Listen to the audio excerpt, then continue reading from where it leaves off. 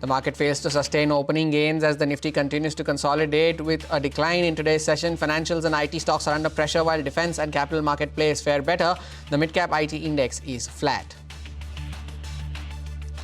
A CNBC-TV18 exclusive then, AGR relief is unlikely for Vodafone Idea even as the management claims in the company's earnings call that the government has flexibility to intervene. In a recent press interview, Telecom Minister Jyotiraditya Scindia had said that there is nothing on his table at this point as the Supreme Court order has already ruled on this matter.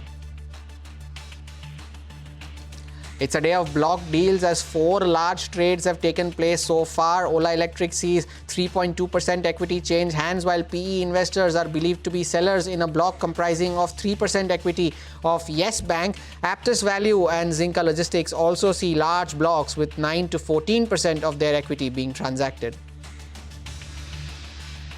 U.S. Commerce Secretary Howard Lutnick says that he is very optimistic about prospects of a trade deal between India and the U.S. He expects the deal to be done in the near future.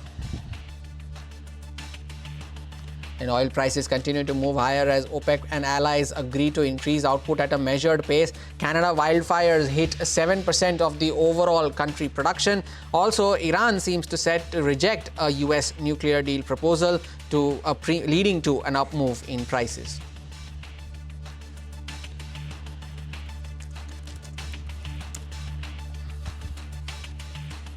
Good afternoon. You're with us here on CNBC TV18. You're watching us on Business Lunch. We are coming to you live from the CNBC TV18 Motilal Oswal studios. I am Hormuz Fatakia, and it's a similar sort of a template that is being playing out in the markets in today's trading session. A very similar move that we saw in the first half of yesterday's trading session. A similar move is being played out in today's session as well.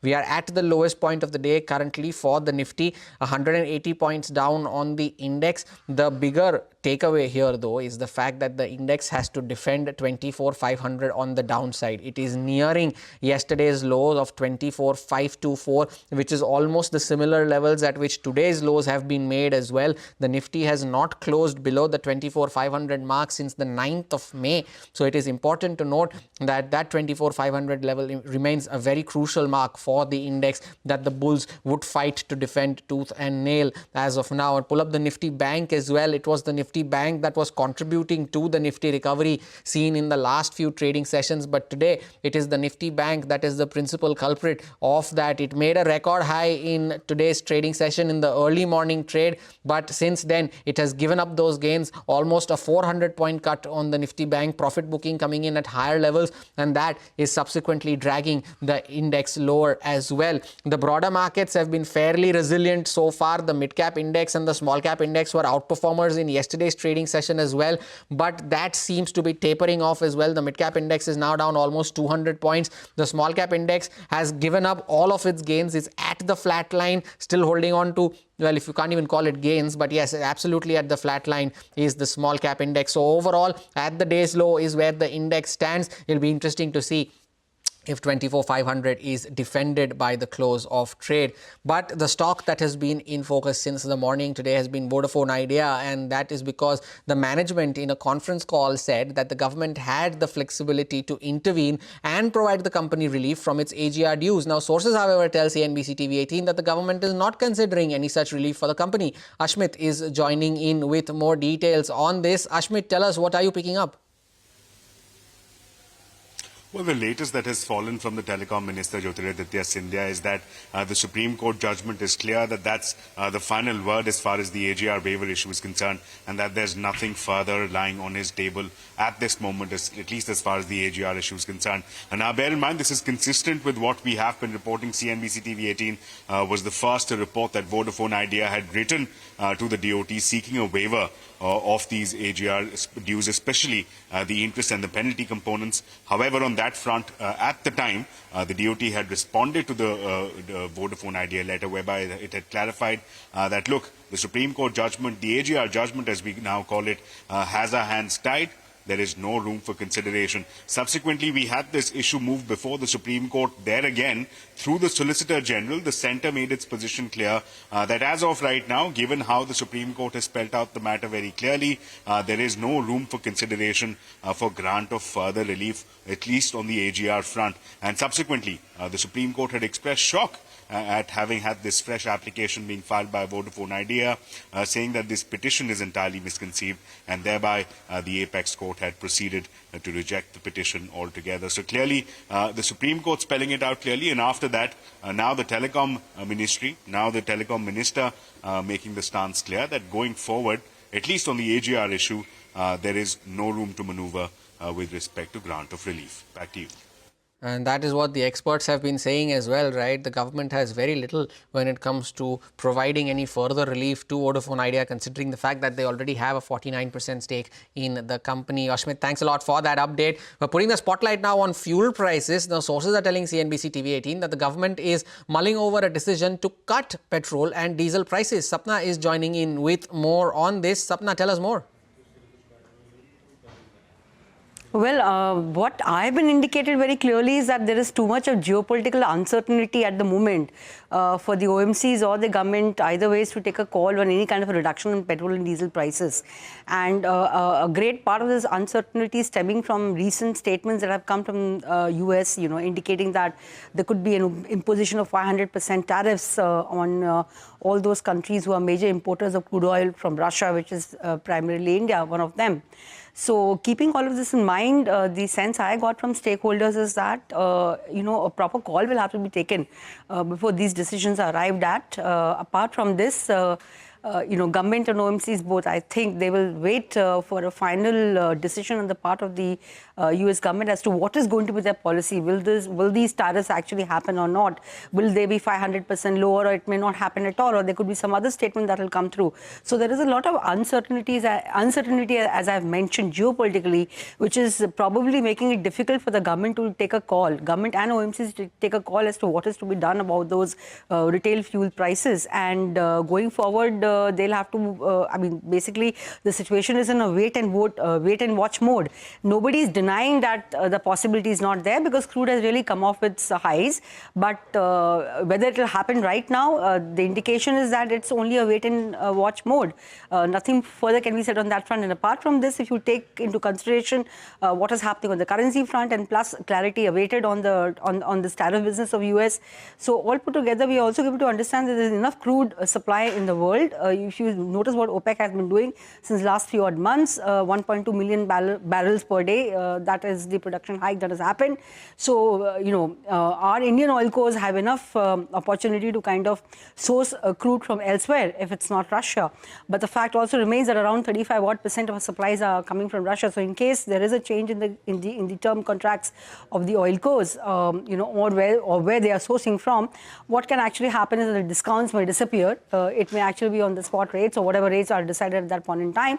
That can be the flip side of the coin. So all said and done, there is a bit of uncertainty at the moment, primarily stemming from geopolitical factors, and we'll have to wait and watch and see what really happens to those retail fuel prices, whether there's a cut immediately or not. Consumers of petrol and diesel would definitely be hoping that this uncertainty turns into certainty and a fuel price cut is in the offing. Sapna, thanks a lot for that update. Moving on then, sources are telling CNBC-TV18 that Sun Pharma is under the regulatory lens as the US FDA inspectors are currently inspecting its very important facility in Halol. Vivek, who broke the story, is joining in with more on this. Vivek. Well, that's right. Like you mentioned, Sun Pharma's key facility is Halol. This particular facility has been under the US FDA regulatory non-compliance since 2022. And in fact, even further beyond that, the company has had significant worries from the US FDA, especially in terms of quality issues.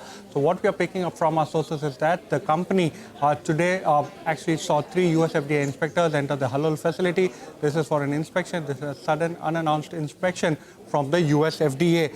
Now, what we understand, as far as Halol compliance with US FDA is concerned, that remember, last time it was inspected was in May 2022, post which the company received both a warning letter, and now the classification of the facility is currently under the import alert status.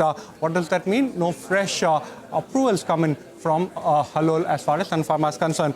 What did the company say? Especially the analysts have constantly been asking the company about the update as far as this particular facility is concerned. The company said at the end of Q4 FY25, the remediation from their end is complete, and in fact, they have requested the US FDA to come and audit the facility. The company said most likely it would have been a surprise inspection, which is the way it has panned out as per our sources. We're talking about the halal facility itself and its contribution to Sun Pharma. It's one of the company's largest facilities. It's a source of multiple dosage forms such as injectables, ophthalmics, nasal sprays, as well as hormones. As in FY 2022, this particular facility contributed close to 3% of Sun Pharma's consolidated sales. It's been constantly coming down given the regulatory scrutiny that this particular facility has been under. As far as Sun Pharma's own regulatory compliance is concerned, remember the Dadra facility, Halol facility and Mohali facility, all of these facilities currently facing regulatory audits. Indeed, not a significant reaction in the stock price, though, but an important development nonetheless. Vivek, thanks a lot for that. By the way, we've broken below yesterday's low now on the Nifty. 24,524 was yesterday's low, and we've made a low of 24,502 in today's trade now, and we're looking to defend that 24,500 mark on the downside for the index yet again. And earlier, we spoke to Jonathan Garner, who's the Chief Asia and Emerging Market Equity Strategist at Morgan Stanley. Listening to excerpts of that conversation. Well, we're very bullish on India. It's our largest overweight. And if you just look at the most recent quarter, 7.4% GDP growth, I mean, that is far and away the strongest of the major economies in the world. Volatility on the Indian equity market is much reduced now, which again affects the risk premium as foreigners would see it.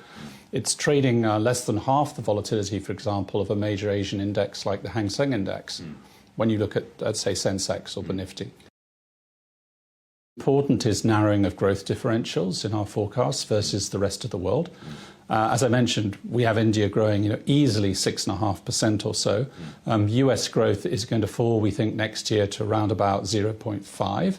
And at some point next year, not this year, next year, the Federal Reserve will cut interest rates. So we have a sort of a decline in growth differentials. We don't, for example, have European growth changing very much over the forecast horizon. The weight in the EM index is constantly rising. It's the second largest market in the index now. And so what we're seeing is like passive allocations are building towards India, but also for the first time, non-EM dedicated investors who tend to maybe have more of a growth style bias are starting to get involved in India. I think the last sort of 18 to 24 months it's starting to change, absolutely. Jonathan Garner in conversation with CNBC-TV18. Take a short break, but just before we do that, we are excited to unveil our brand new global business news channel, the all-new CNBC-TV18 Prime, bringing you insights from policymakers, business leaders and economists shaping both the world and India's future. CNBC-TV18 Prime decodes global shifts and their impact on Indian businesses, giving you unparalleled insights. Tune in to CNBC-TV18 Prime at 12 noon for the Global Reset and at 8:30 p.m. for the Global Lens.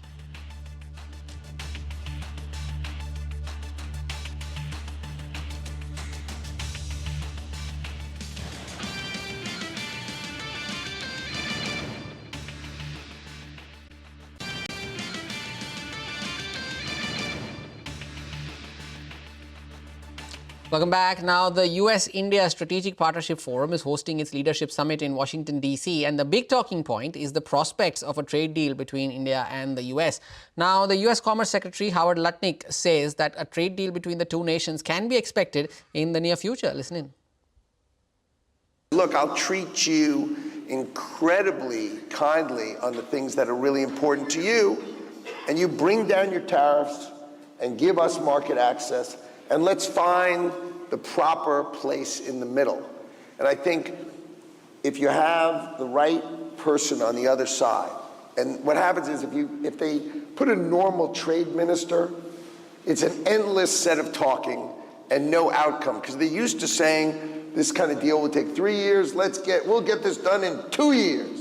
And that's not really fun for me. So the idea is when they put the right person, and India put the right person on the other side of the table, and we've managed, I think, to be in a very, very good place, and you should expect a deal between the United States and India in the not too distant future, because I think we found a place that really works for both countries.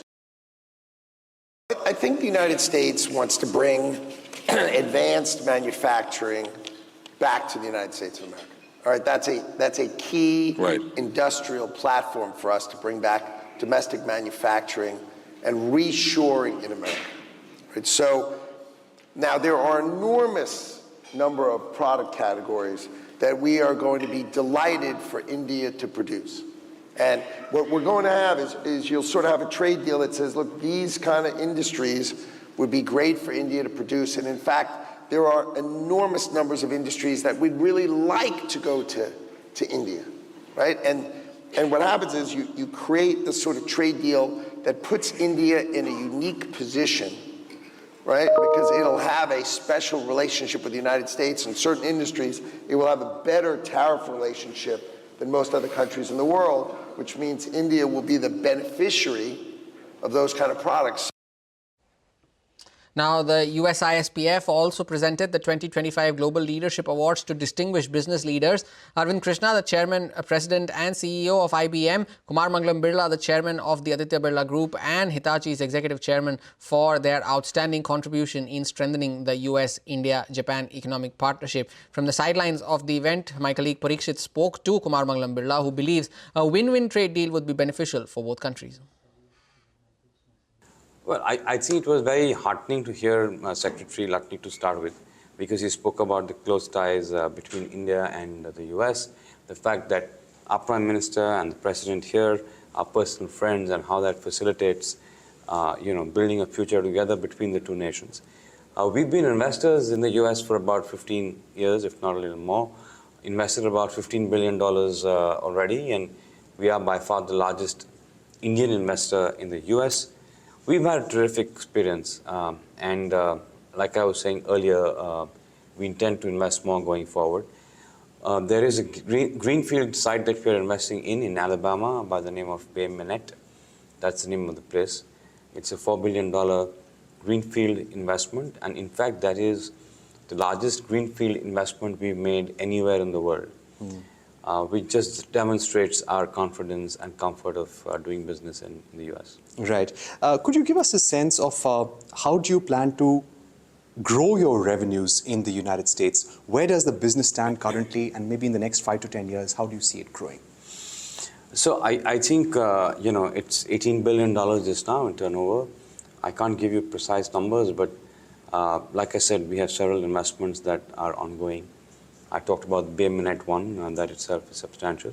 So I think there's a concerted effort to, keep growth happening here in the US. The US-India trade deal, which is on the anvil, how do you think this will increase investments in India and also make India a more attractive investment destination? I mean, I can't tell exactly, but I think that if it's a win-win, I'm sure that would happen. Okay, and finally, sir, amidst geopolitical headwinds, how do you see the India growth story?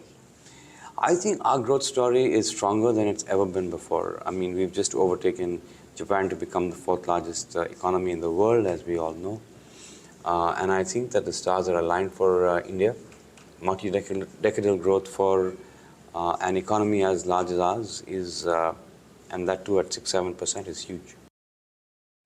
Now, Parikshit also discussed the potential India-US deal with former US Ambassador to India, Tim Romer. Now, he also asked the Congressman Rich McCormick on the Russia sanctions bill, which would result in the imposition of tariffs on importers of Russian crude oil. Listen to what they had to say. Well, they call me a rose glass colored optimist, and the glass is usually not just half full, but 3/4 full.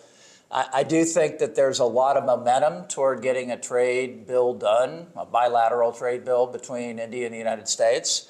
I think it will be a magnificent event and great for both countries and their GDP and their economic growth. As you know, this is an issue we ambassadors struggle with all the time, is the economic issues, trade, getting into new markets and creating new opportunities for our people, our middle class, and our workers. So I'm optimistic, but nothing's ever done between the United States and India until it's way over the finish line. Ukraine is very special to me.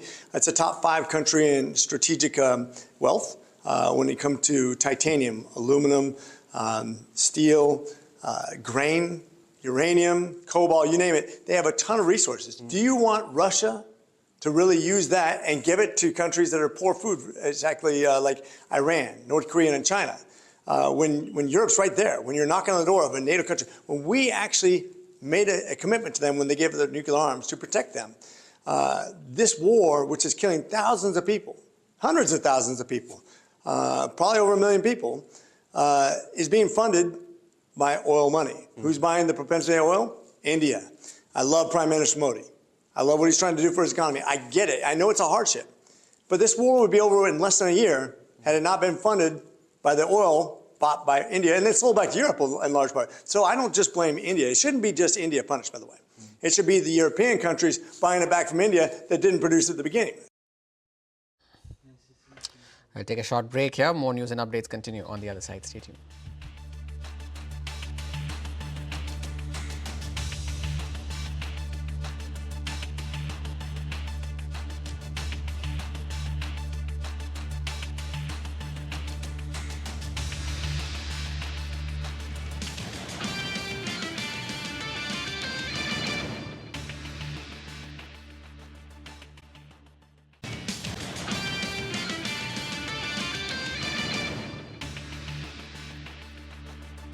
Welcome back. Now, Russia and Ukraine participated in the second round of talks for a ceasefire on Monday. Here's a special report on that.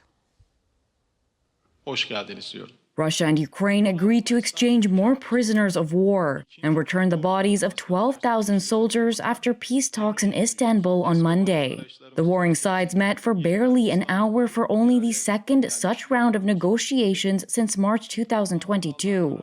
But there was no breakthrough on a proposed ceasefire, which Ukraine, its European allies, and the US have urged Russia to accept. Russia says it wants a long-term settlement rather than a pause in the war. Ukraine says Russia does not want peace and that new sanctions are needed to force it to pursue a ceasefire. Following Monday's talks, Kremlin aide Vladimir Medinsky said Russian negotiators had handed their Ukrainian counterparts a detailed memorandum outlining Moscow's terms for a full ceasefire, and also suggested a short ceasefire to collect the bodies of dead soldiers. According to Russian media, Moscow said it would only agree to end the war if Ukraine gives up big new chunks of territory and accepts limits on the size of its army.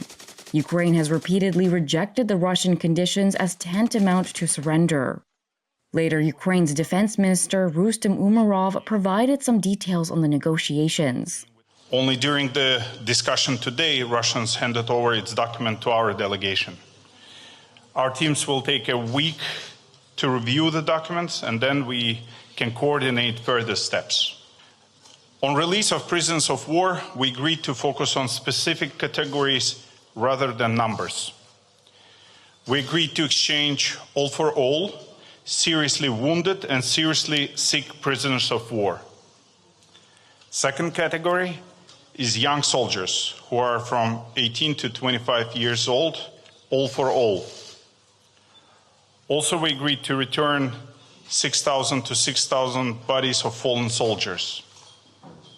Children. We have provided the other side with a list of several hundred Ukrainian children who were deported to Russia.